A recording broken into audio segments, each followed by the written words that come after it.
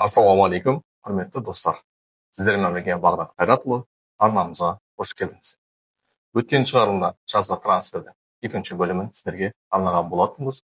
Бұл жолы 4 күн өтпей жаңа деген топ 6 трансферді сіздерге ұсынбақ ойымыз бар.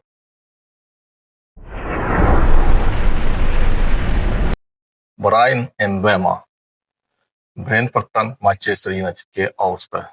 Манчестер Юнайтед Эмбемоны сатып алу арқылы шабуыл шебін 3 есе күшейтпек ойы бар. Ойланып қарайтын болсам, Рубен Аморим келесі маусымға Манчестердің шабуылын ерекше назар аударғандай. Сәттілік тілейміз. Жалпы Эмбемо өзі барғысы келетін жалғыз клуб ол Манчестер Юнайтед деп атап өткен болатын. Эмбемоны сатқан Брентфорд клубы Амари Хатчинсон деген ойыншымен келісімшарт жасауды бастап та кетті. Бұл жалпы Манчестер Юнайтедтен кейінгі екінші ірі трансфер Матеус Куньмен санағанда. Эмбемоның трансфер құны 70 миллион евроны құрайды.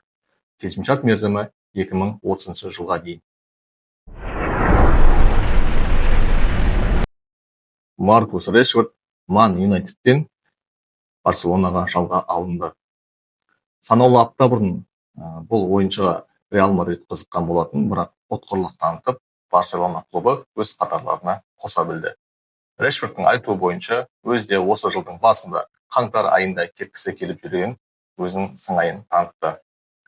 Барселонаның өзінің жұлдызды ойыншылары шабуыл шебіндегі барлық ойыншылар келісімшарттан отырды. Оларды атап айтатын болсақ, Ламин Ямаль, Рафинья, Левандовскийді атап өтуге болады.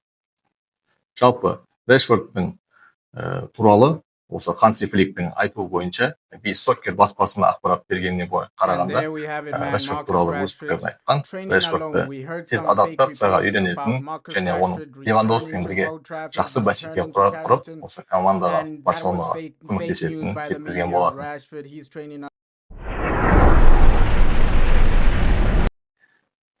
Уго Экитике Айнтрахттан Ливерпуль сапына ауысты. Экитике қызыққан құда түскен клубтар жалпы оның есебі көп. Жалпы Реал Мадрид та қызыққан болатын. Бірақ Экитикенің жеке таңдауы бұл Ливерпуль болатын. 23 жасар жас талантты Экитике Ливерпуль сапындағы орталық шабуылшыны Дарвин Нунесті ауыстыратын болады. Дарвин Нунестің соңғы 3-4 жылдағы көрсеткішін жалпы білесіздер. Оны Эллен Холландпен бәсекеге түсетін ойыншы деп қабылдаған болатын. Дарвиннің ешқандай өкпесі жоқ шығар. Осы Ливерпульге ауысқысы Ливерпульдің қызығып жүрген тағы да топ ойыншылардың бірі бұл Александр Исак. Александр Исак бейресми ақпараттарға байланысты осы бір аптаның ішінде болмаса қысқы трансферлерде өзінің бір жауабын берем деген ақпарат білдірді. Жалпы Уго Экитикенің трансферлік құны 95 миллион евроны құрайды. Ливерпульмен 6 жылға келісімшартқа отырды.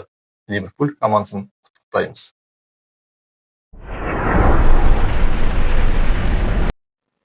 Эван Фергюсон Брайтоннан Ромаға жалға алынды. Эван Фергюсон ирландиялық 20 жасар шабуылшы. Фергюсонның осы соңғы 2 жыл ішінде сәтсіз өнер көрсетті. Сондықтан бұл Италия чемпионатына ауысып, өзінің бағын сынап көрмекші. Жалпы барлығымызға белгілі жас талант иесі кейде жанып кетіп жатады, бірақ чемпионат ауыстырып, өзінің бабын, өзінің талантын жақсы көрсетіп жатады. Жалпы бұл Эван 20 жасар футболшыға біз сәттілік тілейміз.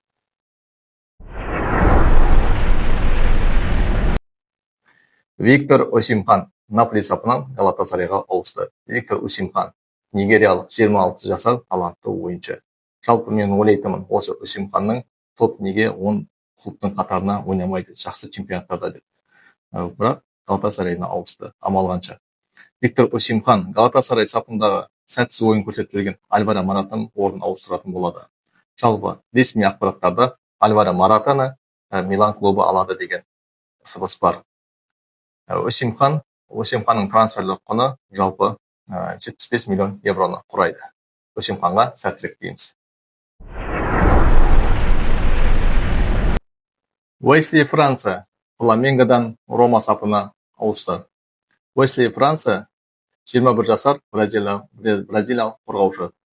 Жалпы бұл ойыншыға осы Ромадан бұрын Зенит, Милан деген ірі клубтар қызыққан болатын, бірақ таңдауы осы Рома болды. Жалпы мен ойлаймын, осы соңғы уақытта Бразилияда көбінесе негізі шабуылшылар мен жартылай қорғаушылар көп шығатын. Соңғы осы әлем чемпионаттарына Бразилия ұлттық құрамасының сәтсіздіктеріне қарағанда, осындай қорғаушы секілді позициялар көптеп шығып жатқаны белгілі. Жалпы Уэсли Франция соңғы 21 ойында 1 гол, 3 нәтижелі пасқа ие болды. Францияның Уэслидің құны, трансфер құны 25 миллион евроны құрайды. Ресми ақпараттарда Хави Саймонстың жалпы клуб ауыстырғысы келетін және оның лига чемпионатты ұта алатын клубтардың ірі клубтардың арасына қосылғысы келетін бақтар жарыса жазып жатыр. Жалпы оған қызығып отқан клубтар қазір Челси, Арсенал, Бавария клубтарын атап айтсақ болады. Хави Саймонстың осы Англияға, болмаса Испания, Италияға келгенін құп көретін едім. Жалпы сәттілік тілейміз.